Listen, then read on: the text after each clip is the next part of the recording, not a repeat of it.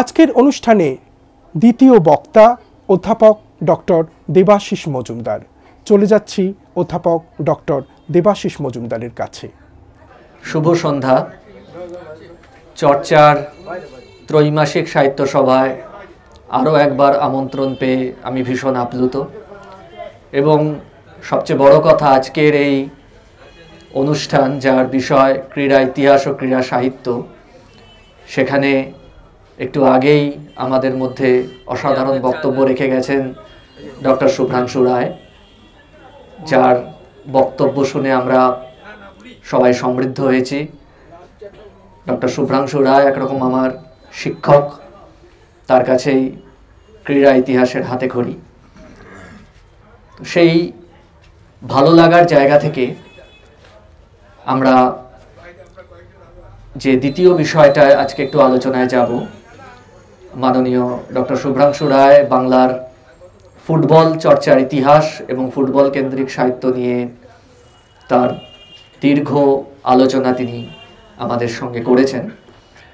আমরা আরেকটি জনপ্রিয় খেলা, যাকে আমাদের দেশের ক্ষেত্রে বলা হয় যে খেলা নয়, ধর্ম, আ কাইন্ড অফ রিলিজিয়ান, সেই ক্রিকেট খেলা, সেই ক্রিকেট খেলার ইতিহাস এবং তার সঙ্গে জড়িত সাহিত্য সাংবাদিকতা বিষয়ে আমি কিছু আলোচনা করার চেষ্টা করব।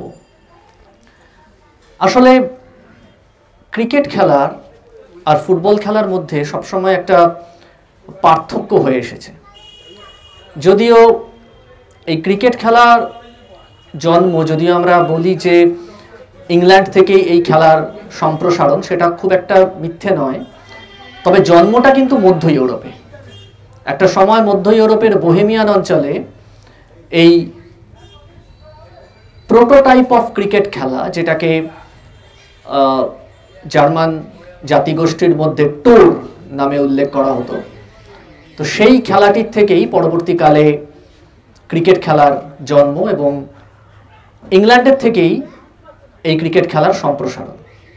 এবার সেক্ষেত্রে ক্রিকেট খেলার সঙ্গে সবসময় একটা আভিজাত্যের কথা বলা হয়ে থাকে, কিন্তু আসলে ক্রিকেট খেলাটিকে যারা ইংল্যান্ডের বাইরে ছড়িয়ে দিয়েছিলেন তারা কিন্তু ইটভাটার শ্রমিক, এবং তাদের যারা ম্যানেজার থাকতেন তাদের মাধ্যমে, Fred lily white, James lily white, এরাই আটলান্টিক অতিক্রম করে মার্কিন মুলুকে নিয়ে গিয়েছিলেন ক্রিকেট খেলাটিকে, এবং সেখানেও সাময়িকভাবে খেলাটি জনপ্রিয়তা পেয়েছিল। জন বার্টন কিং এর মতো অলরাউন্ডার উঠে এসেছিলেন মার্কিন যুক্তরাষ্ট্র থেকে, কিন্তু পরবর্তীকালে নানা রকম রাজনৈতিক সামাজিক বিষয় যেটা উঠে আসে, তার থেকে মার্কিন মূলকে আস্তে আস্তে ক্রিকেটের চর্চাটা কমে যায়, এবং তার জায়গায় বেসবল খেলার জনপ্রিয়তা চর্চা বাড়তে থাকে। আসলে তৎকালীন ক্রিকেটের যে গতি, সেই গতির থেকেও মার্কিন জনজীবন আরো বেশি গতিশীলতা আনতে চেয়েছিল। বিশেষ করে 1890-এর পর মার্কিন যুক্তরাষ্ট্রের যে শিল্পায়নে যে গতি আসে, সেই গতির সঙ্গে তাল মিলিয়ে তারা ক্রিকেটের চেয়েও দ্রুত গতির কোনো খেলাকে তারা আরো বেশি করে জনপ্রিয় করতে চেয়েছিল। আবার যেসব জায়গায় ইংরেজ উপনিবেশ তৈরি হয়েছিল, সেখানেও আমরা দেখব ক্রমশ ক্রিকেট খেলা ছড়িয়ে পড়ে। কিন্তু ফুটবল খেলার সঙ্গে যে স্বতঃস্ফূর্ততা ছিল, যেমন শুভ্রাংশু স্যার এখানে বললেন যে ফুটবলটাকে বাঙালি কোনোদিনই শুধুমাত্র খেলা হিসেবে নেয়নি, তাদের একটা শারীরিক শক্তি বহিঃপ্রকাশের জায়গা হিসেবেও তারা সেটাকে দেখেছিল, ফিজিক্যাল কালচারের বিষয় হিসেবে দেখেছিল।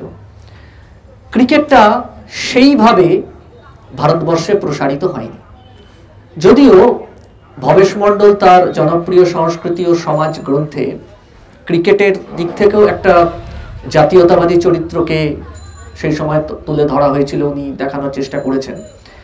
কিন্তু আমরা যদি তুলনামূলক আলোচনায় যাই, তাহলে দেখব ফুটবলকে কেন্দ্র করে জাতীয়তাবাদ অনেক বেশি বাঙালি মননে অনেক বেশি সম্প্রসারিত হয়েছিল। আসলে ইংল্যান্ডে প্রথম যে ক্রিকেট ক্লাবটিকে আমরা দেখছি সেটা হচ্ছে সেভেন ওকস ওয়াইন ক্লাব। 1732 মতান্তরে 1734 সালের প্রতিষ্ঠা সালটা নিয়ে কিছুটা গন্ডগোল আছে। ভারতবর্ষের বুকে কিন্তু কলকাতায় সাহেবরা প্রথম ক্রিকেট ক্লাব তৈরি করছেন অষ্টাদশ শতকের একদম শেষ দশকে। কিন্তু ক্রিকেট খেলাটিকে ভারতীয়দের মধ্যে ছড়িয়ে দেওয়ার ক্ষেত্রে যারা সবচেয়ে গুরুত্বপূর্ণ ভূমিকা নিচ্ছেন তারা হচ্ছেন পার্সি সম্প্রদায়। 19 শতকের মাঝামাঝি পার্সি সম্প্রদায় ব্যবসায়িক স্বার্থটাকে বেশি করে প্রকাশের জন্য তারা ঔপনিবেশিক সরকার এবং কোম্পানির সঙ্গে তারা আরো বেশি করে তাদের মেলামেশা বাড়ানোর জন্য তারা ক্রিকেট খেলাটিকে বেছে নেয় এবং যার ফলে পশ্চিম ভারতে যেহেতু পার্সি সম্প্রদায়ের যে বাণিজ্যিক শিকড় সেটা অনেক বেশি ছিল পশ্চিম ভারতে, পূর্ব ভারতেও ছিলেন ম্যাডানের মতো, জামশেদজি ফ্রান্সজি ম্যাডানের মতো ব্যক্তিত্ব পূর্ব ভারতে ছিলেন। কিন্তু পশ্চিম ভারতে তাদের জনসংখ্যা বেশি ছিল, তাদের বাণিজ্যিক শিকড় ছিল সেখানে। ফলে পশ্চিম ভারতে আমরা দেখব ক্রিকেট খেলার প্রসার দ্রুততর হচ্ছে। তবে বাংলায় কি 19 শতকের ঔপনিবেশিক সংস্কৃতির অঙ্গ হিসেবে ক্রিকেট খেলার প্রচার হয়নি? হয়েছিল।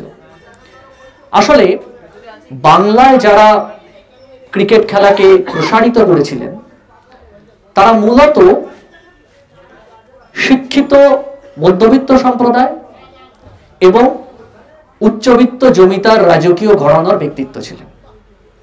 যেমন ইংল্যান্ডের ক্ষেত্রেও কিছুটা সেটা, যখন আমরা দেখব যে 19 শতকের ইংল্যান্ডে ক্রিকেট সম্প্রচারের ক্ষেত্রে বা ক্রিকেট প্রসারের ক্ষেত্রে দুটো শ্রেণী তৈরি হয়ে যাচ্ছে, একটা হচ্ছে অ্যামেচার আর একটা হচ্ছে প্রফেশনাল। যারা অ্যামেচার তারা খেলাটার সঙ্গে আভিজাত্যকে যুক্ত করছেন। এই আভিজাত্য কিন্তু রাজরক্তের সঙ্গে যুক্ত আভিজাত্য নয়, এই আভিজাত্য একটা শিক্ষিত বনেদি আভিজাত্য, যাকে রিপ্রেজেন্ট করছেন WG গ্রেসের মতো ব্যক্তিত্বরা। আবার যারা প্রফেশনাল তারা খেলে রোজগার করছেন। এই যে খেলে রোজগার করার ব্যাপারটা ক্রিকেটকে অভিহিত করা হচ্ছে জেন্টলসম্যান গেম হিসেবে। অর্থাৎ একজন জেন্টলম্যান তিনি খেলার থেকে উপার্জন করবেন না, তিনি খেলাটা খেলবেন বিনোদনের জন্য। কিন্তু যিনি রোজগার করছেন তার সঙ্গে এই খেলাটা তার জীবিকার সঙ্গে যুক্ত হয়ে যায়। যেমন প্রবাদ প্রতিম ইংলিশ ওপেনার জ্যাক হবস একজন প্রফেশনাল ক্রিকেটার ছিলেন, যে জন্য সারা জীবনে তাকে নানা রকম ভাবে অনেক সমস্যার সম্মুখীন হতে হয়েছিল। অত বড় মাপের ক্রিকেটার হওয়া সত্ত্বেও তিনি কিন্তু ইংল্যান্ডের সমাজে সেই সম্মানটা পেতেন না। এবং জ্যাক হবস এবং হার্বার্ট সাটক্লিফ তারা কিন্তু ভারতবর্ষে এসেও ক্রিকেট খেলে গেছেন। তো এই যে একটা ক্রিকেটের মধ্যে একটা বিভাজন, এই বিভাজনটাও কিন্তু আমাদের ভারতীয় সমাজেও চলে এলো, কিন্তু একটু অন্যরকম ভাবে চলে এলো। ভারতীয় সমাজে এক পার্সি বণিক সম্প্রদায় তারা বাণিজ্যের স্বার্থে এবং সোশ্যাল স্ট্র্যাটা তৈরি করার স্বার্থে তারা ক্রিকেটটা খেলছে। আবার এখানকার জমিদার রাজপুরুষ তারাও কিন্তু ক্রিকেট খেলাটাকে তারা অগ্রাধিকার দিচ্ছে এবং ঔপনিবেশিক সরকারের সঙ্গে বা ইংল্যান্ডে তাদের যে মাথারা বসে রয়েছে তাদের সঙ্গে সম্পর্ক তৈরি করার ক্ষেত্রে তারা এই খেলাটিকে একটা মাধ্যম হিসেবে দেখে নিচ্ছে। তো যে কারণে আমরা দেখব, এবং তার সঙ্গে শিক্ষিত মধ্যবিত্ত সম্প্রদায় তারা এই খেলাটিকে তারা একটা তাদের মতো করে একটা সামাজিক স্তর প্রকাশের জন্য তারা ক্রিকেট খেলাটাকে ব্যবহার করছে। এবং এটা একটা পরিষ্কার সামাজিক একটা বিভাজন ক্রিকেটকে কেন্দ্র করে তৈরি করে দিচ্ছেন ভারতীয় তথা বাংলার সমাজে। এবং এর সঙ্গে কিছুটা অর্থনৈতিক বিষয় জড়িত রয়েছে। আমরা দেখব যে ঔপনিবেশিক খেলায় ফুটবল খেলা যখন হচ্ছে তখন বাঙালি নিজস্ব একটা খেলার ঘরানা তৈরি করছে, সেটা হচ্ছে খালিপায়ে ফুটবল। এই খালিপায়ে ফুটবলটা যেমন 20 শতকের প্রথম দিকে জনপ্রিয় হচ্ছে, স্বদেশী আন্দোলনের সময় জনপ্রিয় হচ্ছে, স্বদেশী আনাকে প্রকাশের জন্য একটা মাধ্যম থাকছে, এমনি আরেকটা বিষয় হচ্ছে কিন্তু অর্থনৈতিক। কারণ দামি বুট, স্যার শেখ আজিজের কথা বলেছেন যিনি হালকা বুট মোহামেডানে নিয়ে এসেছিলেন, তার আগে দামি ভারী বুট খেলা কেনার সামর্থ্য অনেক ভারতীয়দেরই ছিল না। মনমথ গাঙ্গুলি ন্যাশনাল ক্লাবে একটা চেষ্টা করেছিলেন, কিন্তু সেটা সম্পূর্ণভাবে সফল হয়নি। এবার আপনি যদি ক্রিকেট খেলার দিকে তাকান তাহলে দেখবেন ক্রিকেট খেলায় অনেক রকমের সরঞ্জাম প্রয়োজন হয়। আমরা যে সময়ের কথা বলছি সে সময় হয়তো হেলমেট ছিল না, কিন্তু গ্লাভস, প্যাড, জুতো, এই বিষয়গুলো কিন্তু ক্রিকেট খেলার সঙ্গে জড়িয়ে ছিল। এই যে সরঞ্জামগুলো সেগুলো কিন্তু খুব সহজলভ্য ছিল না। বিশেষ করে যে সময়ের কথা আমরা বলছি, ম্যাক্সিমাম সরঞ্জাম ইংল্যান্ড থেকে আনাতে হতো। ভারতবর্ষে সেরকম কোনো উন্নত মানের খেলার দোকান তখনও তৈরি হয়নি। পরবর্তীকালে হেমেন বোস তৈরি করলেন, কিন্তু তার আগে তৈরি হয়নি। তো যে কারণে এগুলো খুব একটা সহজলভ্য ছিল না। এবং আরেকটি বিষয়, সেটা হচ্ছে নিয়ম কানুন। নিয়ম কানুন কিন্তু ক্রিকেটের জনপ্রিয়তাকে প্রসারিত করতে কোথাও বাধা দিচ্ছিল। এটা মতি নন্দী তার দুটি গ্রন্থ, একটা হচ্ছে ছড়িয়ে ছিটিয়ে, আরেকটি হচ্ছে খেলা সমগ্র, এই দুটি গ্রন্থে এই বিষয়ে তিনি উল্লেখ করেছেন একটি ছোট্ট গল্প দিয়ে। আমি খুব সংক্ষেপে সেই গল্পটি বলছি। সেটা হচ্ছে সিপি স্মিথ, তিনি যখন হলিউডে গেলেন ইংল্যান্ড থেকে, তিনি সেখানকার অভিনেতাদের মধ্যে ক্রিকেট খেলাটিকে জনপ্রিয় করার একটা চেষ্টা করেছিলেন। তো সেই সময় একজন অত্যন্ত জনপ্রিয় অভিনেতা উইলিয়াম বয়েড, যিনি হপালং নামে বেশি বিখ্যাত ছিলেন, হপালংয়ের চরিত্র অভিনয় করে, তো তিনি এইরকম একটি খেলায়, ক্রিকেট খেলায় অংশ নিয়েছেন। তিনি নিয়ম কানুন তখনও জানেন না। তো তিনি জিজ্ঞেস করছেন যে কি করতে হবে, আমাকে খেলা মাঠে নেমে কি করতে হবে। বলে, তোমরা যেরকম বেসবল খেলো না সেভাবেই করতে হবে, ব্যাট দিয়ে বলটা মারতে হবে, বলটা গেলে তোমাকে দুটো উইকেটের মধ্যে পিচের ওপর ছুটে রান নিতে হবে। হপালং নামলেন, নেমে গোদাম করে একটা বল লাগিয়েও দিলেন, কারণ বেসবল ব্যাটে খেলা অভ্যস্ত, ক্রিকেট ব্যাট তো আরো চওড়া। মারলেন, মেরে এবার কোথায় দৌড়তে হবে মাথা থেকে বেরিয়ে গেছে। তিনি এবার সোজা চলে গেলেন কভারের দিকে, সেখান থেকে আবার চলে গেলেন উইকেটের দিকে, ওখান থেকে আবার চলে এলেন লেগের দিকে এসে আবার চৌকো হয়ে ঘুরে প্রথম উইকেটে ফিরে এলেন। অর্থাৎ ঠিক বেসবলে যেভাবে রান নেয় তিনি সেভাবে দৌড়লেন। তো এই কনফিউশন গুলো কিন্তু পরবর্তী সময় অনেকের মধ্যেই দেখা গেছে। এবং স্যার যেটা বলছিলেন যে যারা 1911 সালের মাঠে খেলা দেখতে গেছেন তারা অনেক সময় ফুটবলের নিয়ম কানুনই তখন জানেন না, যে নিয়ম অনেক সহজ। ক্রিকেট খেলার তুলনায় ফুটবল খেলার নিয়ম কানুন অনেক সহজ, অনেক স্বতঃস্ফূর্ত। তারপরেও তারা অনেকে সেই নিয়ম তখন আত্মস্থ করে উঠতে পারেননি, কারণ সেটা হচ্ছে বাঙালিদের মধ্যে এই ঔপনিবেশিক খেলাগুলোর সম্প্রসারের প্রথম যুগ। সেক্ষেত্রে ক্রিকেট খেলা কিন্তু তাদের কাছে অনেক জটিল ছিল। যে কারণে আমরা দেখব যে শিক্ষক সম্প্রদায়, অধ্যাপক সম্প্রদায়, তারা কিন্তু প্রথমে ক্রিকেট খেলাটাকে ছাত্রদের বোঝানোর চেষ্টা করছে। যেমন বাংলার তথা ভারতীয় ক্রিকেটের WG গ্রেস বলে আমরা যাকে জানি, সারদা রঞ্জন রায়, প্রিন্সিপাল সারদা রঞ্জন রায়, তিনি ঢাকা বিশ্ববিদ্যালয়, কলকাতা বিশ্ববিদ্যালয়, এমনকি আলিগড় বিশ্ববিদ্যালয়, সেখানে তিনি এই ক্রিকেট খেলার জনপ্রিয়তাকে প্রসারের চেষ্টা করছেন। এবং প্রত্যেক বছর ঢাকা বিশ্ববিদ্যালয় এবং কলকাতা বিশ্ববিদ্যালয়ের মধ্যে একটি ছাত্রদের মধ্যে একটি ম্যাচ আয়োজিত করা হতো, যেখানে অধিকাংশ সময় দেখা যেত ঢাকা বিশ্ববিদ্যালয় জিতছে। তো রায়চাঁদ বড়ালের মতো বিশিষ্ট ব্যক্তিত্ব এই খেলায় অংশ নিয়েছেন আমরা দেখতে পাই। তো এইভাবে প্রথমে ছাত্র যুবর মধ্যে ক্রিকেট খেলাটা আস্তে আস্তে জনপ্রিয় হতে থাকলো। এবং অবশ্যই যেহেতু এই খেলার সঙ্গে একটা অর্থনৈতিক এক্সপেন্স জড়িয়ে রয়েছে, সেহেতু আমরা দেখবো এই যে যার কথা একটু আগেই উঠে এসেছে, কোচবিহারের মহারাজা নৃপেন্দ্র নারায়ণ ভূপ, নাটোরের মহারাজা জগদীন্দ্রনাথ রায়, এরা এই খেলাটিকে বেশি গুরুত্ব দিচ্ছেন, এই খেলাটিকে ছড়িয়ে দেওয়ার চেষ্টা করছেন। এবং বাঙালি ছাত্র যুবর মধ্যে ক্রিকেট খেলাটি কিন্তু প্রাথমিকভাবে জনপ্রিয়তা লাভ করছে।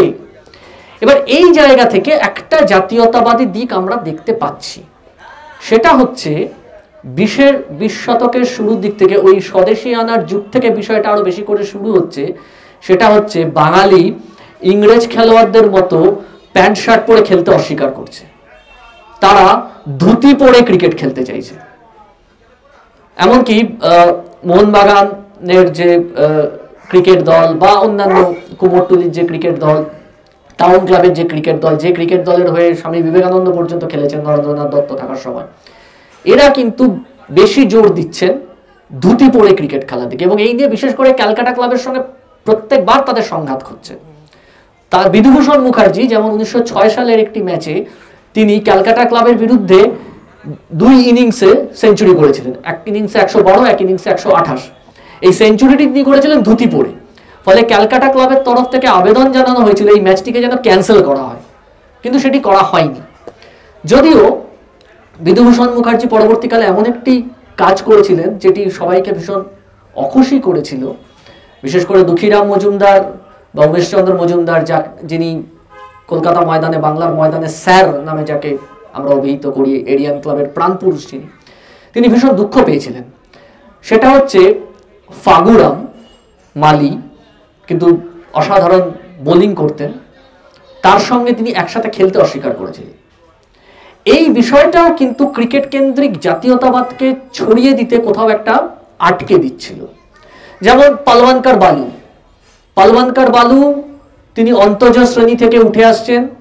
4 জন পালওয়ানকার ব্রাদার, তারা 4 ভাই অসাধারণ ক্রিকেটার হিসেবে উঠে এসেছিলেন। এমনকি 1911 সালে যখন প্রথম একটা সর্বভারতীয় দল তৈরি করে ইংল্যান্ডে পাঠানো হলো, প্রথম গেছিল 1887 সালে, 1887 সালে শুধুমাত্র পার্সিরা গেছিলেন, এমি পাভরি ছিলেন তাদের নেতা।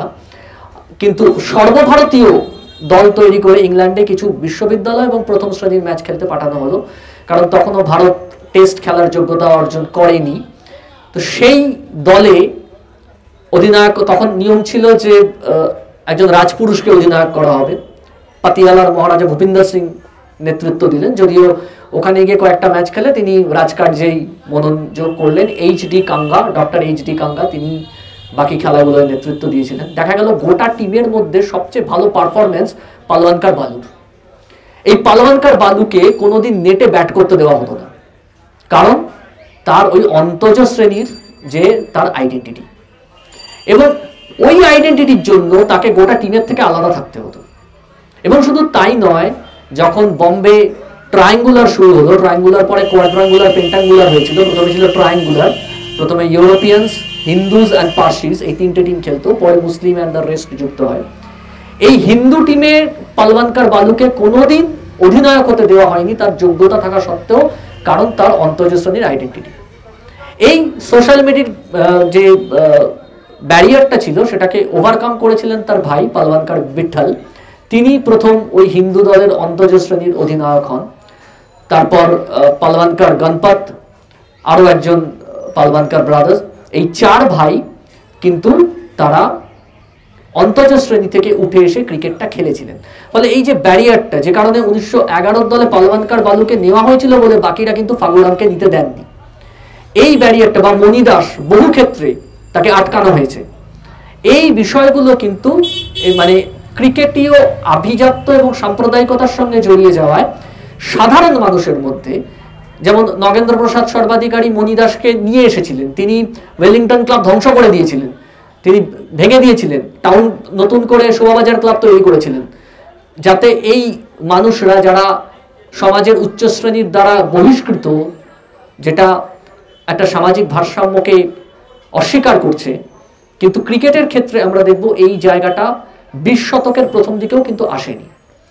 তবে ছাত্রদের মধ্যে যত ক্রিকেট খেলাটা ছড়িয়েছে তত কিন্তু ক্রিকেটের জনপ্রিয়তা উত্তরোত্তর বেড়েছে, এবং সারদা রঞ্জন রায় এক্ষেত্রে সবচেয়ে গুরুত্বপূর্ণ ভূমিকা পালন করেছেন। এবং একটি খুব ইন্টারেস্টিং তথ্য হচ্ছে, গোষ্ঠপাল, ভারতীয় ফুটবলের চীনের প্রাচীর, মোহনবাগানের সঙ্গে যার নাম একেবারে ওতপ্রোতভাবে জড়িয়ে রয়েছে, যদিও গোষ্ঠপাল ছিলেন পূর্ববঙ্গের মানুষ, গোষ্ঠপালকে কিন্তু ইস্টবেঙ্গল ক্লাবের হয়ে ফুটবল খেলাতে না পারলেও গোষ্ঠপালকে ইস্টবেঙ্গল ক্লাবের হয়ে ক্রিকেট খেলিয়েছিলেন সারদা রঞ্জন রায়।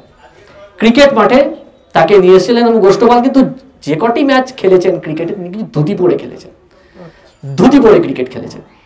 এবং 1930-এর দশক পর্যন্ত বাঙালিরা সমানে সমানে লড়াই চালিয়ে গেছে যে আমাদের ধুতি পরে খেলতে হবে, আমরা ধুতি পরে খেলবো। কোথায় গিয়ে এই জায়গাটা আস্তে আস্তে চলে গেল, যখন ক্রিকেট খেলাতে ভারতীয়রা আন্তর্জাতিক পরিচিতিটা পেল। 1986 সালে আর্থার গিলিগানের এমসিসি দল যখন ভারতে খেলতে এলো, তাদের বিরুদ্ধে দুজনে এমন 2টি ইনিংস খেললেন যে গিলিগান অভিভূত হয়ে গেলেন। একজন হচ্ছেন সিকে নাইডু, তিনি বম্বে জিমখানার মাঠে 156 রান করলেন 163 মিনিট থেকে। আর ডিবি দেওধর, অধ্যাপক দেওধর, তিনি 148 করেছিলেন। এই দুটো ইনিংসের পর গিলিগান রিপোর্ট দিলেন যে ভারতীয়রা মোটামুটিভাবে ক্রিকেটের আন্তর্জাতিক আসরে আসার জন্য প্রস্তুত। তার আগে অস্ট্রেলিয়া আর ইংল্যান্ডের মধ্যে প্রথম টেস্ট ক্রিকেট শুরু হয়েছে, তারপর দক্ষিণ আফ্রিকা প্রবেশ করেছে, তারপর নিউজিল্যান্ড প্রবেশ করেছে। ওয়েস্ট ইন্ডিজের যারা শ্বেতাঙ্গ তারা সেই ওয়েস্ট ইন্ডিজে ক্রিকেটকে আন্তর্জাতিক জায়গায় নিয়ে এসেছেন। এবার ভারতের টার্ন।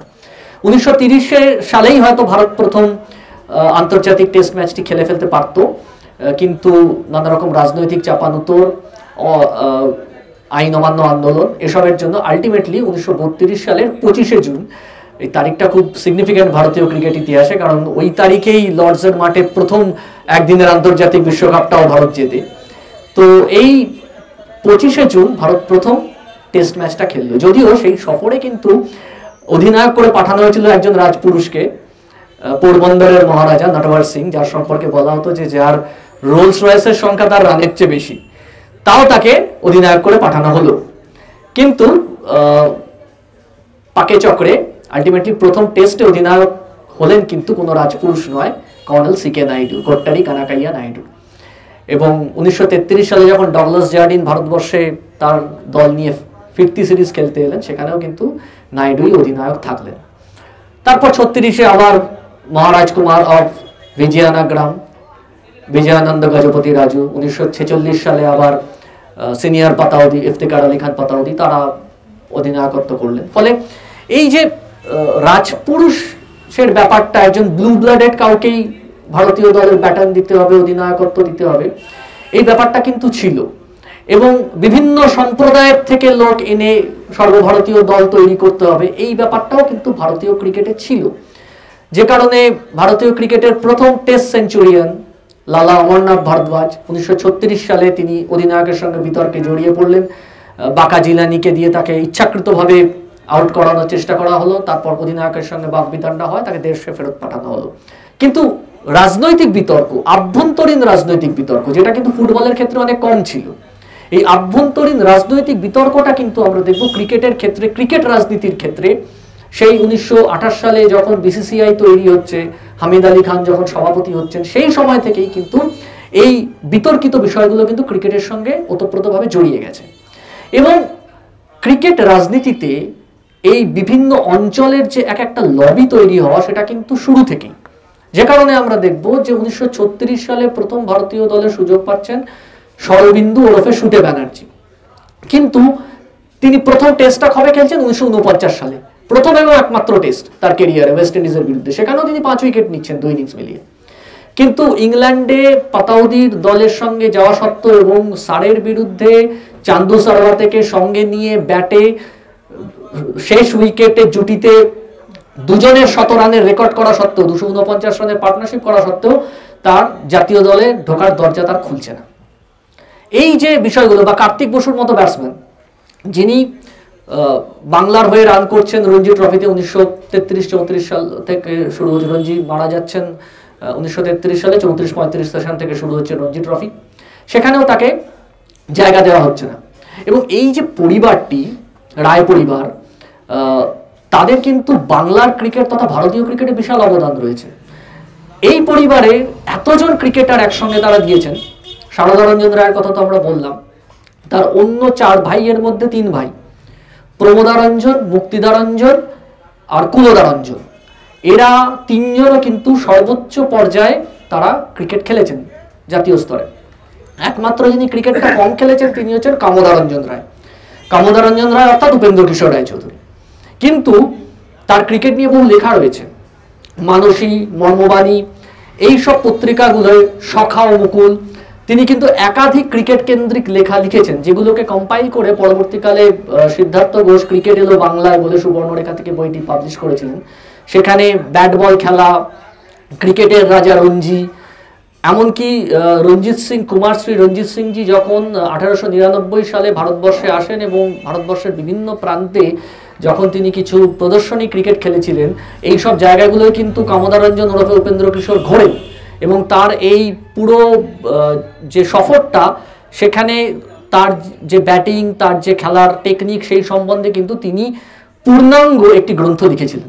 পরবর্তীকালে ইউ রায়ান সান্স থেকেই তখন সেটি প্রকাশিত হয়েছিল, পরবর্তীকালে গ্রন্থটি হারিয়ে যায়। এই সম্পর্কে সত্যজিৎ রায় আফসোস করেছিলেন যে এই গ্রন্থটি পরবর্তীকালে আর তিনি রিভাইভ করতে পারেননি। সত্যজিৎ রায় কিন্তু আদ্যন্ত একজন ক্রিকেট লাভার ছিলেন এবং নিজে বিশ্ববিদ্যালয় স্তর পর্যন্ত ক্রিকেট খেলেছেন, এবং এদের যারা তাদের কুটুম পরিবার যারা, সেই পরিবার থেকেই কিন্তু এই কার্তিক বসু, বাপি বসু, গণেশ বসুর মতো ক্রিকেটাররা উঠে আসছেন, যারা বাংলা ক্রিকেটকে সমৃদ্ধ করেছেন। এবং কার্তিক বসু 1984 সাল পর্যন্ত তিনি কিন্তু কোচিং করেছেন। তো এর পাশাপাশি আরও একটা বিষয় যেটা বাংলার ক্রিকেটের ক্ষেত্রে উঠে এলো, যেটাকে স্বাধীনতার পরেও সর্বভারতীয় ক্রিকেট স্তর থেকে যেটাকে মেনে নেওয়া হয়নি, সেটা হচ্ছে বাঙালিদের বোলিং। এই নিয়ে রামচন্দ্র গুহ তিনি তার একটি আর্টিকেল ছিল, যেটা পরে ইন্ডিয়ান ক্রিকেট সেঞ্চুরি বইতে তিনি লেখেন এবং কিছুটা the corner of the foreign ফিল্ডেও তিনি উল্লেখ করেছেন। সেই আর্টিকেলটার টাইটেল ছিল জোরে বল ইন বেঙ্গল। এই যে জোরে বল করার যে প্রবণতা, ফাস্ট বোলার হওয়ার যে প্রবণতা, এটা কিন্তু বাঙালিদের মধ্যে ভারতবর্ষের অন্যান্য প্রান্তের তুলনায় অনেক বেশি দেখা গেছে। যদিও আমরা দেখব 1932 থেকে 1940-এর দশকের সূচনা পর্যন্ত যে দুজন ফাস্ট বোলার ভারতীয় দলে ছিলেন, একজন হচ্ছেন মোহাম্মদ নিসার এবং আরেকজন অমর সিং লোধা, আরেকজন ছিলেন জাহাঙ্গীর খান, ইমরান খানের বংশের আত্মীয়, যিনি 1936 সালে লর্ডস টেস্টে তার বোলিংয়ে এক চড়ুই পাখিকে মেরেছিলেন, যে চড়ুইটির দেহ এখনো সেখানে সংরক্ষিত করা রয়েছে। কিন্তু আমরা দেখব যে একের পর এক বাংলায় স্বাধীনতার আগে এবং স্বাধীনতার পরে জোরে বোলার বা ফাস্ট বোলার কিন্তু উঠে এসেছেন, যাদেরকে ভারতীয় দলে বা ভারতীয় বোলিংয়ের যে টেকনিক, তার মধ্যে কিন্তু তাদেরকে সেভাবে ব্যবহার করা হয়নি। এক্ষেত্রে রামচন্দ্র গুহ বলেছেন যে রাজনীতির একটা প্রভাব রয়েছে।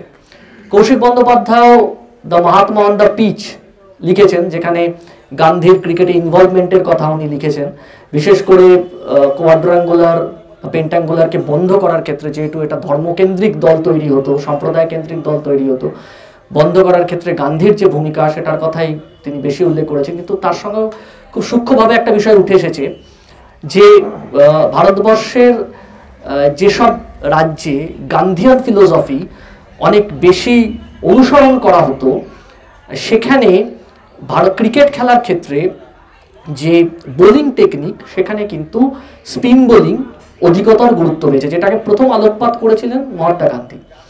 আসলে 19 শতকের একটা সময় পর্যন্ত ক্রিকেট খেলায় আন্ডার আর্ম বোলিংই ছিল অ্যাকচুয়াল বোলিং হিসেবে সেটাকে ধরা হতো। চেঞ্জটা হয় 1864 সাল নাগাদ, যখন মেয়েদের একটি ক্রিকেট খেলাকে কেন্দ্র করে জন উইলসের বোন ক্রিস্টিনা উইলস, তখন মেয়েদের ওই ফোলানো স্কার্ট থাকতো, সেই স্কার্টে আন্ডার আর্ম বল করতে গিয়ে লেগে যাচ্ছিল, তো ওভার আর্ম বল করা তিনি শুরু করেন। সেটাই পরবর্তীকালে বোলিং স্ট্যান্ডার্ড হয়ে দাঁড়ায় এবং ওভার আর্ম বলটাই প্রধান বল হয়ে দাঁড়ায়, এবং স্পিন বোলিং এবং ফাস্ট বোলিংয়ে নানা রকম টেকনিক নিয়ে আসা হয়।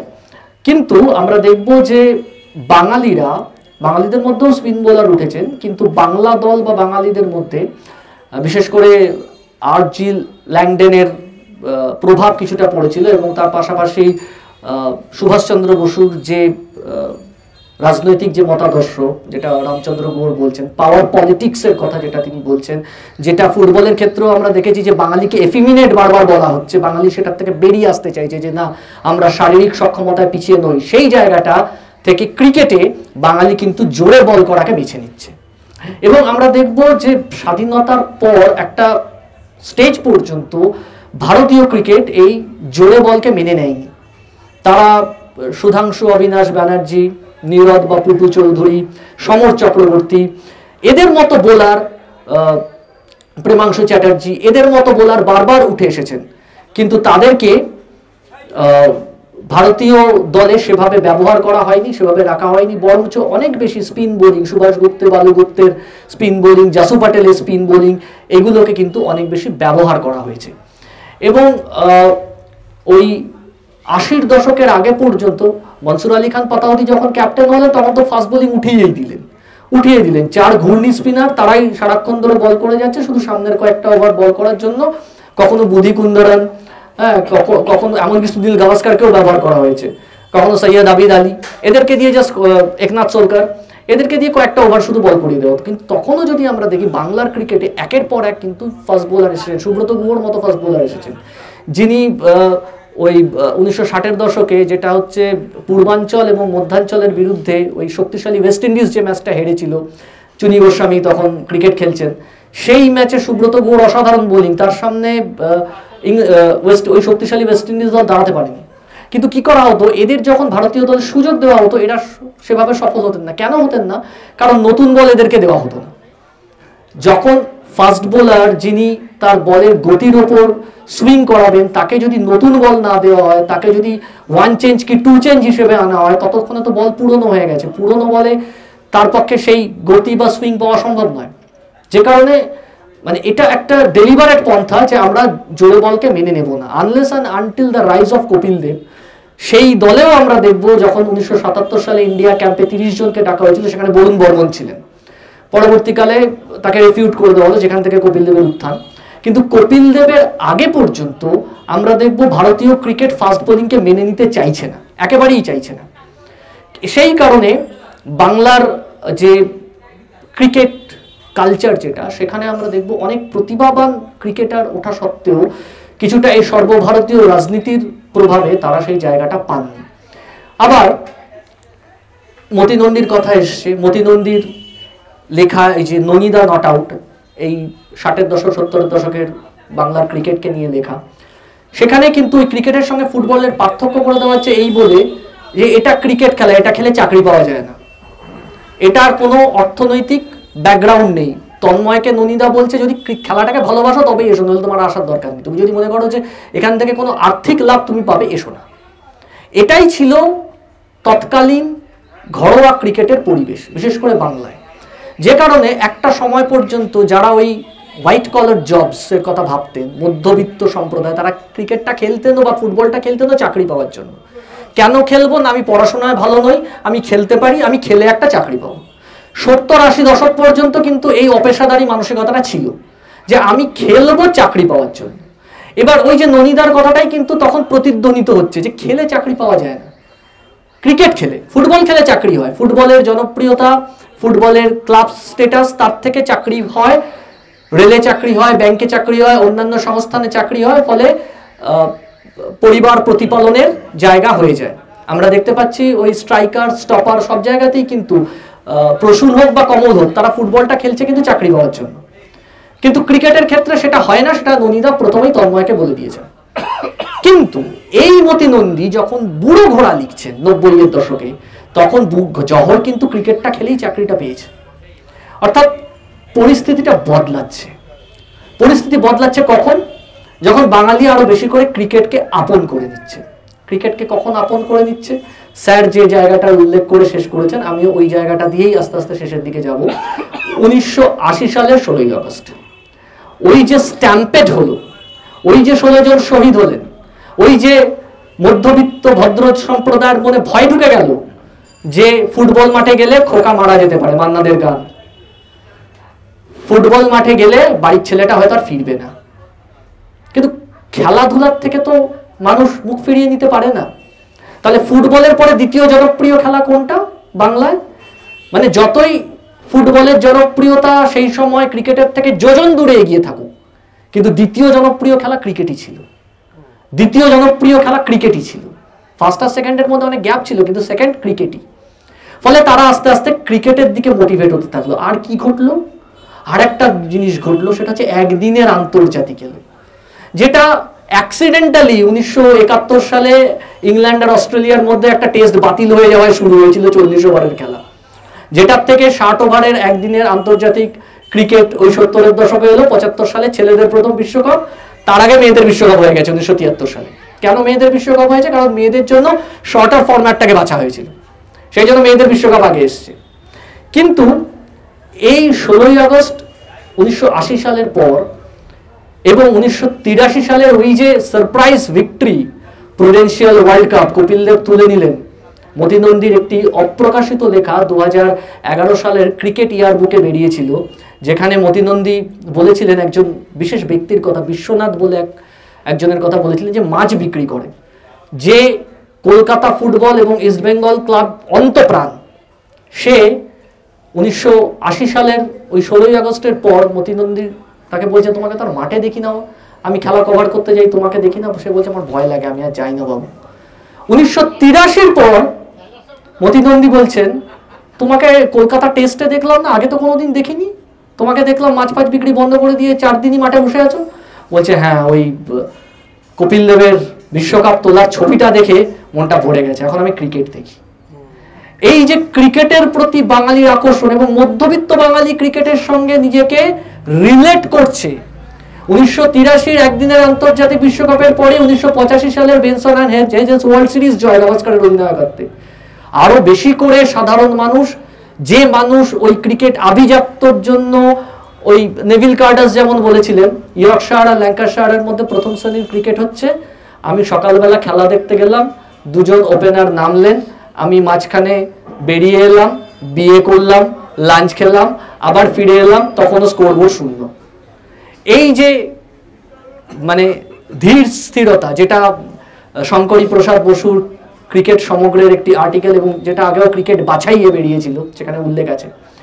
আরো একটি উল্লেখযোগ্য ঘটনা হচ্ছে এমাট রবিনসন, যাকে ইয়র্কশায়ারের আদর্শ ক্রিকেটার বলা হয়, জিওফ বয়কটের থেকেও যাকে ইয়র্কশায়ারের আদর্শ ক্রিকেট বলা হয়। তিনি কি বলতেন, ক্রিকেটে পারফরমেন্সটাই শেষ কথা নয়, রোম্যান্টিসিজমটা শেষ কথা।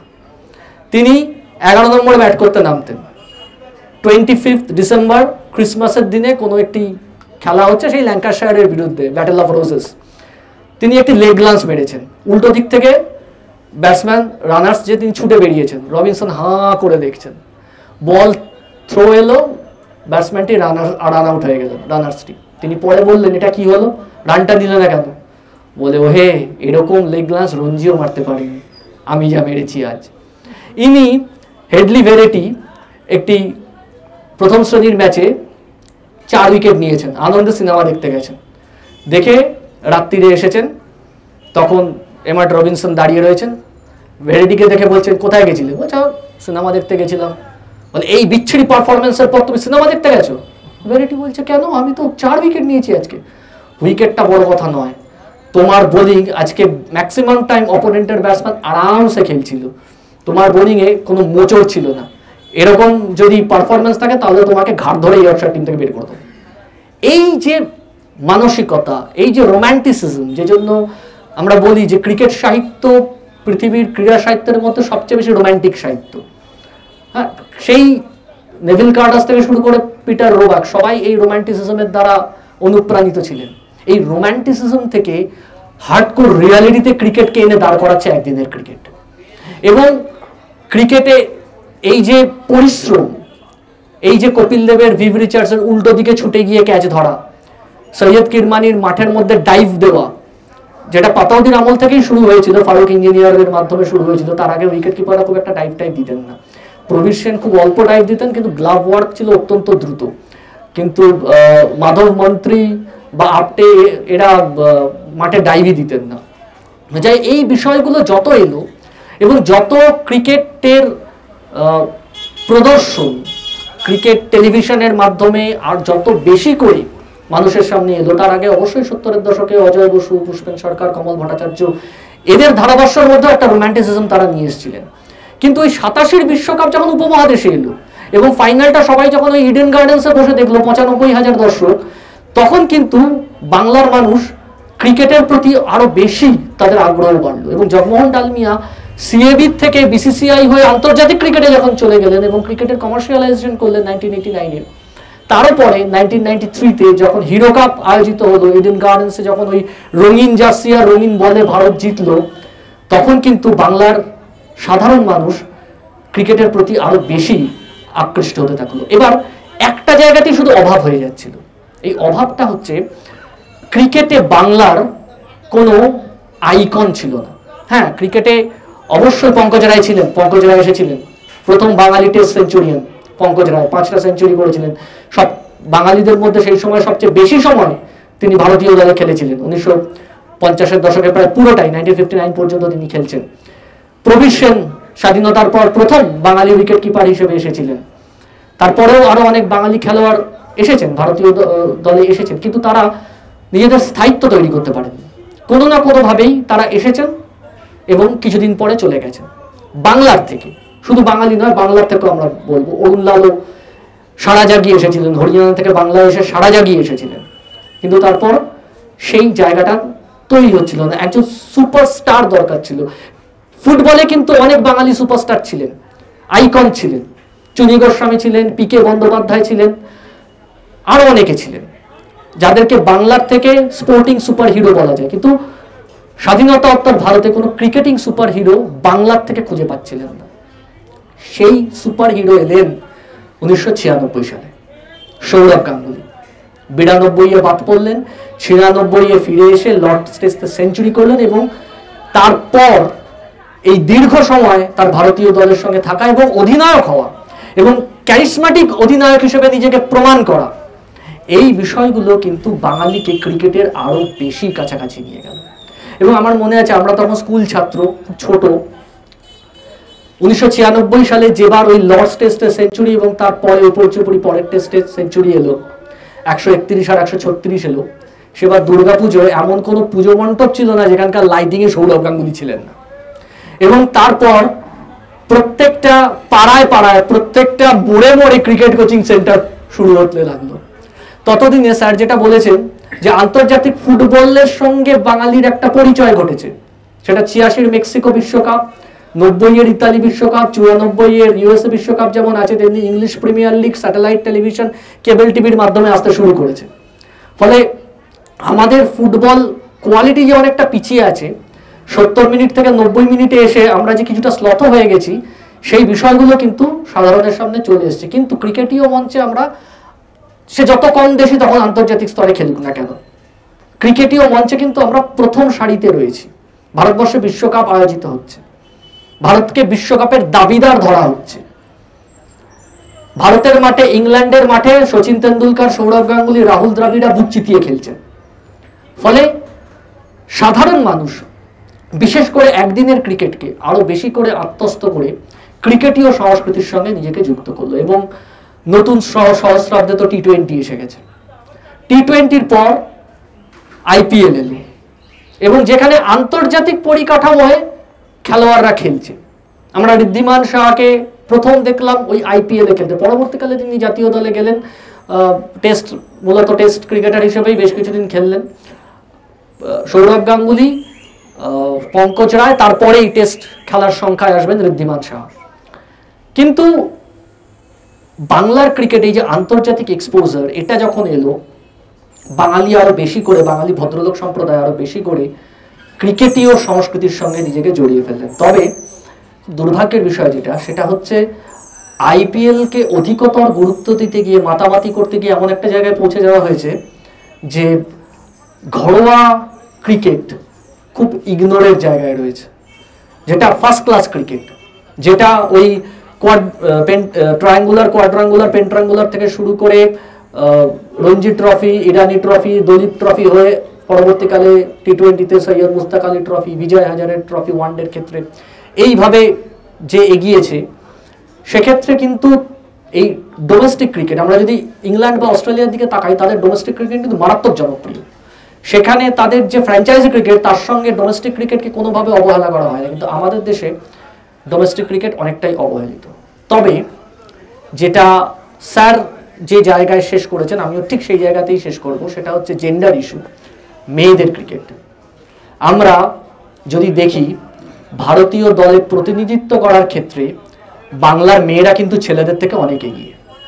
সেই 1970-এর দশকে যখন থেকে ভারতীয় ডোমেস্টিক ক্রিকেটে মেয়েদের ক্রিকেট শুরু হয়েছে এবং জাতীয় দল তৈরি হয়েছে, তখন আমরা দেখব এখনো পর্যন্ত বোধহয় এমন কোনো মেয়েদের ক্রিকেট দল তৈরি হয়নি যেখানে কোনো না কোনো বাংলার রিপ্রেজেন্টেটিভ নেই। এখনো আমরা দেখছি দুটি মেয়ে কনস্ট্যান্টলি, ঝুলন গোস্বামী তো লেজেন্ড, ঝুলন গোস্বামী তো লেজেন্ড ভারতীয় ক্রিকেটে, কিন্তু আমরা এখনো দেখতে পাবো যে রিচা ঘোষ এবং তিতাস সাধু, দুজনে কিন্তু রেগুলার বেসিসে খেলছেন এবং পরবর্তী প্রজন্ম থেকেও কিন্তু ভারতীয় দলের দরজা কড়া নাড়ছেন এরকম খেলোয়াড় কিন্তু বাংলা থেকে রয়েছে, বাংলা থেকে উঠে আসছে। ফলে ক্রিকেটে কিন্তু মেয়েদের সাফল্য অনেক বেশি। যেটা সমস্যা ছিল যে মেয়েদের ক্রিকেটের এক্সপোজারটা ছিল অনেক কম। যখন ঝুলন গোস্বামীরা খেলা শুরু করছেন 90 দশকের দ্বিতীয়ার্ধে, তখন কিন্তু মেয়েদের ক্রিকেটে কোনো এক্সপোজারই ছিল না, এমনকি তারা বিসিসিআই এর আন্ডারেও ছিল না। Women cricket association of India সম্পূর্ণ একটি আলাদা সংগঠন ছিল। কিন্তু পরবর্তীকালে পৃথিবীর মানে আইসিসির নির্দেশে পৃথিবীর সব দেশ তাদের মহিলা ক্রিকেট দলকে তাদের যে প্যারেন্ট অর্গানাইজেশন তার আন্ডারে নিয়ে আসে এবং আমরা প্রগতিশীল কথা বলি, কিন্তু বিসিসিআই হচ্ছে শেষ ক্রিকেট বোর্ড, এমনকি পিসিবির ওপরে, যারা মেয়েদের ক্রিকেট দলকে নিজেদের নিয়ন্ত্রণে নিয়ে এসেছিল। পিসিবির ওপরে, পাকিস্তান ক্রিকেট বোর্ডের ওপরে। কিন্তু যাই হোক, এখন সোশ্যাল মিডিয়া এবং আরো বিভিন্ন ইস্যুর দৌলতে মেয়েদের ক্রিকেট কিন্তু ভীষণ রকমভাবে জনপ্রিয়। এবং লাস্ট যে জাতীয় ট্রফিটা হয়ে গেল, বিজয় হাজারে ট্রফিতে তো ছেলেরা কোয়ার্টার ফাইনাল পর্যন্ত যেতে পারলো না, সেই শেষ হয়ে গেল আবার প্রি কোয়ার্টার ফাইনালেই হরিয়ানার কাছে হেরে। মেয়েরা কিন্তু রানার্স হলো, মেয়েরা কিন্তু মধ্যপ্রদেশের কাছে রানার্স হয়েছে। 2017 সালে ঝুলন গোস্বামীর অধিনায়কত্বে মেয়েরা কিন্তু ট্রফি জিতেছে এবং বাঙালি না হয়েও বাংলার প্রতিনিধি হিসেবে ভারতীয় দলে কিন্তু কনস্ট্যান্টলি পারফর্ম করে চলেছেন দীপ্তি শর্মা। কনস্ট্যান্টলি, মানে এত ধারাবাহিক পারফর্মার ছেলেদের ক্রিকেটেও খুব কম পাওয়া যায়, ব্যাটে এবং বলে উভয় ক্ষেত্রে। তো সেই কারণে এই মুহূর্তে দাঁড়িয়ে এটা বলা যায় যে বাংলার ক্রিকেটে যে জেন্ডার ইস্যু সেটা কিন্তু মানে অনেকটাই ডায়ালুটেড এবং মেয়েরা কিন্তু ভীষণ রকমভাবে উঠে আসছে। এবং ক্রিকেট নিয়েও একাধিক কাহিনী, একাধিক উপন্যাস রচিত হয়েছে। মতিনন্দী তো আছেনই, তার পাশাপাশি রূপক সাহাও ক্রিকেট নিয়ে লিখেছেন, ক্রিকেটের উপর তার উপন্যাস রয়েছে। সব্যসাচী সরকার ক্রিকেটের উপর উপন্যাস লিখেছেন, এক মুঠো আকাশ, অসাধারণ একটি উপন্যাস। এবং একটু আগেই আমার সঙ্গে অমিত স্যারের আলোচনা হচ্ছিল মতিনন্দীর একটি বিশেষ কিশোর উপন্যাস নিয়ে, সেটা হচ্ছে অপরাজিত অনন্ত, যার মধ্যে প্যারালালি এসেছে 3টে খেলা, ক্রিকেট, ফুটবল এবং টেনিস। এবং আনন্দ যে ক্রমশ পঙ্গু হয়ে যাচ্ছে, তার শরীর আর বিছানা থেকে ওঠে না, তার বাস্তব জীবনটা তার কাছে স্বপ্ন হয়ে গেছে, স্বপ্নের জীবনটাতেই সে বেঁচে আছে। সে টেস্ট ক্রিকেট খেলে, সে ফুটবলে ভারতকে রিপ্রেজেন্ট করে, টেনিসে সে উইম্বলডন ডেভিস কাপ খেলে। খেলা আমাদের মননে, খেলা আমাদের স্মরণে স্বপনে। মতিনন্দীর এই বিশেষ উপন্যাসটির মতো আমরাও, যারা হয়তো এখন সরাসরি মাঠে নেমে খেলি না, কিন্তু আমাদের স্বপ্নে, আমাদের অবচেতনে আমরা খেলি, আমরাও সর্বোচ্চ পর্যায়ে খেলি। খেলি বলেই খেলার আলোচনায় থাকি, খেলার সাহিত্য পড়ি, খেলা দেখি। তাই খেলা আমাদের মননে, আমাদের স্বপনে, আমাদের অন্তরের মণিকোঠায় সযতনে রয়েছে। এই বলেই আমার কথা এখানেই শেষ করছি। চর্চাকে অনেক অনেক ধন্যবাদ, অনেক অনেক ধন্যবাদ সকলকে। ধন্যবাদ।